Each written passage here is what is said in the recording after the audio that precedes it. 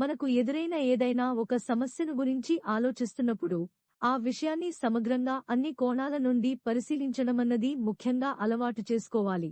ముందు అసలు నాకు ఈ సమస్య ఎందుకు వచ్చింది అని, వ్యక్తుల మధ్యన మనస్పర్ధల కారణంగానో, అభిప్రాయ భేదాల వలననో, ఇగో వలననో, ఆస్తులపైన హక్కుల విషయంగానో, ఎక్కడో ఏదో పొరపాటు జరగడం వల్లనో, లేదా మరేదైనా కారణం చేతనో సమస్యలు వస్తుంటాయి. అప్పుడు మనం మధ్యవర్తుల ద్వారానో లేదా పెద్ద మనుషుల మధ్యనో కూర్చుని పరిష్కరించుకోవడానికి ప్రయత్నిస్తాము.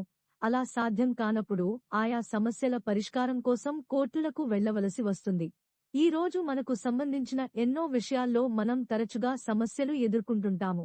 అవి బాగా జటిలమైనవి అయితే లీగల్గా ఎదుర్కొనవలసి వస్తుంది. అలాంటప్పుడు ఎలా చేయాలన్నది కూడా తెలుసుకోవాలి. మరి ప్రస్తుతం మీ ముందున్న న్యాయపరమైన సమస్యలకు అవసరమైన పరిష్కారం పొందడం కోసం మీరు గతంలో